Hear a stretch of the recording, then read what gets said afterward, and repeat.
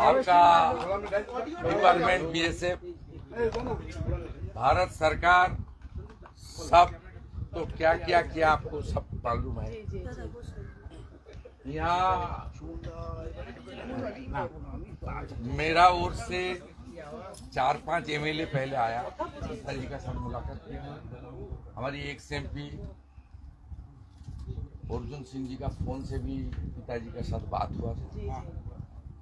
उसमें उस दिन ही बीएसएफ का डीजी साहब मुझे बताया पठानकोट में सही सलामत है।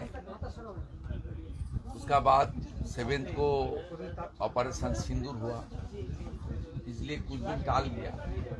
जब 2 दिन पहले 2 देश का मीटिंग हुआ था मिलिट्री लेवल में डीजीएमओ का, उसमें जो भारत सरकार की ओर से टॉकिंग पॉइंट रखा गया, उसमें पीके साहू जी का भी था, तो टॉकिंग पॉइंट में था।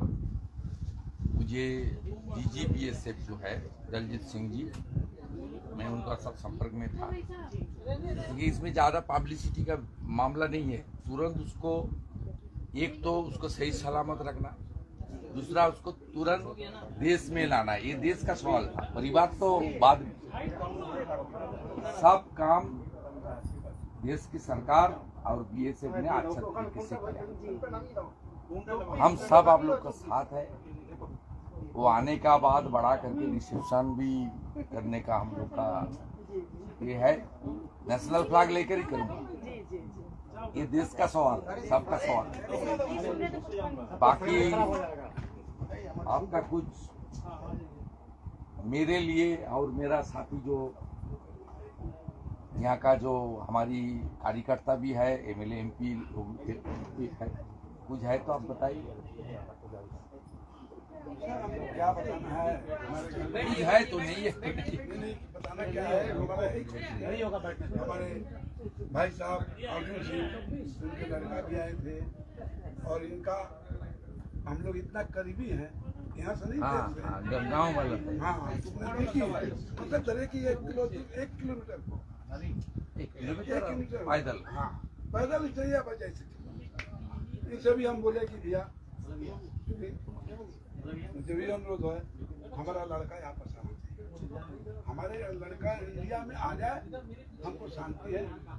बाकी हमको अनुभव जब युद्ध लग गया तो हमको रिटर्न करने का समाचार कुछ है, उसको तो मेडिकल करके टाइम लगेगा। Mental stability.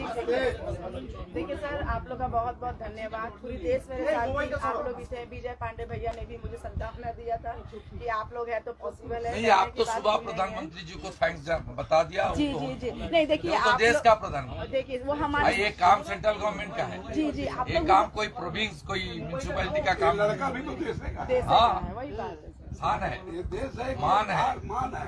इसके ऊपर शान लगाया है कि हमारे सैनिक जो है ये सबका लड़का है, एक हमारा लड़का नहीं है। जहाँ तक बाकी क्या क्या आर्मी बीएसएफ किया आपको पता है।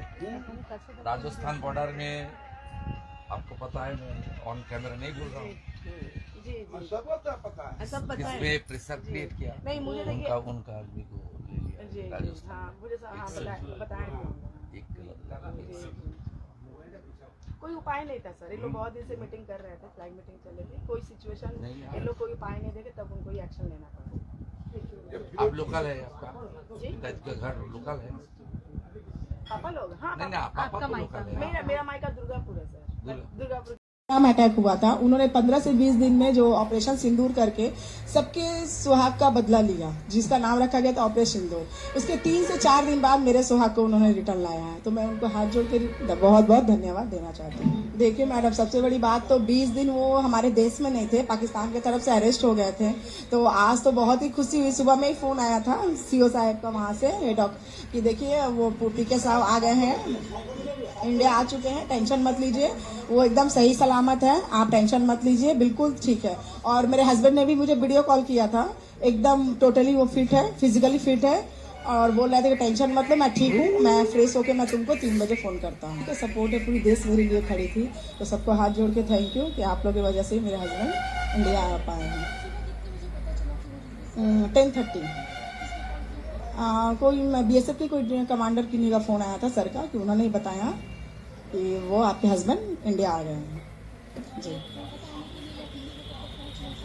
नहीं, अभी तो उन्होंने कुछ नहीं बताया। उन्होंने कहा कि मेरे हस्बैंड वीडियो कॉल किए थे बाथरूम से, उन्होंने कहा वेट करो, मैं 3 बजे फिर फ़ोन करता हूँ। देखिए थोड़ी तो वीकनेस हुई होगी, 22 दिन वो बाहर अलग स्टेट में थे। নমস্কার, আপনারা শুনছেন উত্তরে কণ্ঠ। উত্তরে কণ্ঠ থেকে আমি প্রভাত বসাক, তুফানগঞ্জ, কোচবিহার। বিএসএফ জওয়ান পূর্ণম কুমার সাউয়ের পাঞ্জাবের ফিরোজপুর সীমান্তে ভুল করে পাকিস্তানে চলে গিয়েছিল। তিনি পাক রেঞ্জারদের হাতে আটক হন এবং 22 দিন ধরে পাকিস্তানে বন্দী ছিলেন। তারপর পাকিস্তান ভারতের মধ্যে এয়ার স্ট্রাইক শুরু হয়। 3 দিনের যুদ্ধে পাকিস্তানের সব বিমান ঘাঁটিগুলি ধ্বংস হয়ে যায়। পাকিস্তান কিন্তু আমাদের এয়ার ডিফেন্স সিস্টেমের জন্য ভারতের আকাশ সীমায় ঢুকতেই পারেনি। ভারত পাকিস্তানের কেরানা পাহাড় সামরিক বিমান ঘাঁটিতে ব্রহ্মস মিসাইল দিয়ে আঘাত হানার পর তেজস্ক্রিয় বিকিরণ বেরোতে শুরু করে। সেখানে যে পাকিস্তানের পারমাণবিক অস্ত্র মজুদ ছিল তা ভারত জানত না। হাজার হাজার মানুষ অসুস্থ হয়ে বমি করতে করতে হাসপাতালে ভর্তি হয়। পাকিস্তান সরকারের পরিবেশ দপ্তর ওই বিমান ঘাঁটি 100 কিলোমিটার রেডিয়াসের ভিতর সিভিলিয়ানদের প্রবেশের উপর নিষেধাজ্ঞা জারি করেছে। বিপদ বুঝে আমেরিকার প্রেসিডেন্ট ডোনাল্ড ট্রাম্প সক্রিয় হয়ে ওঠে এবং ভারতকে যুদ্ধবিরতির অনুরোধ জানায়।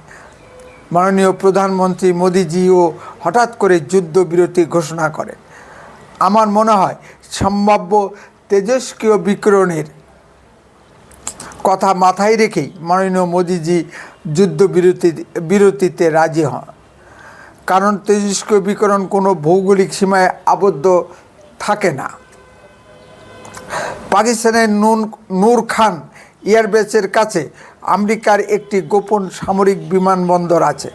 অজান্তেই ভারতের মিসাইল সেখানেও আঘাত করে। যুদ্ধ বন্ধের পর পাকিস্তান বুঝতে পেরেছে কী পরিমাণ শক্তি অর্জন করেছে ভারত।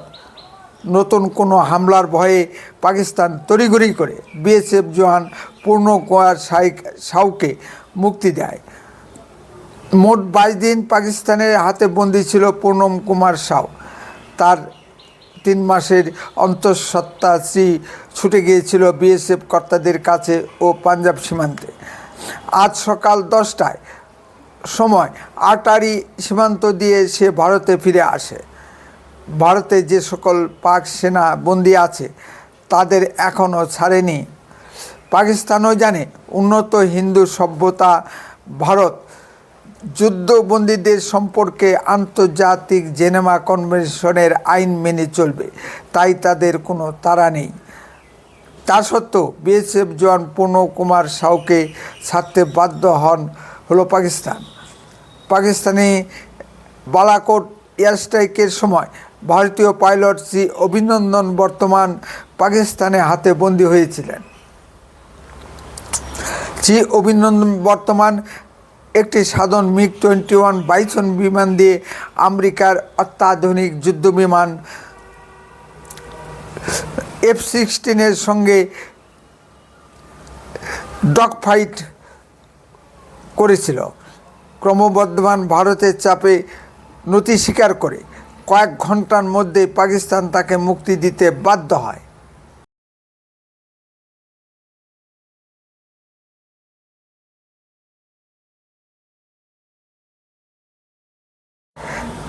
এই হলো নতুন ভারত, মোদির ভারত, দীক্ষিত ভারত।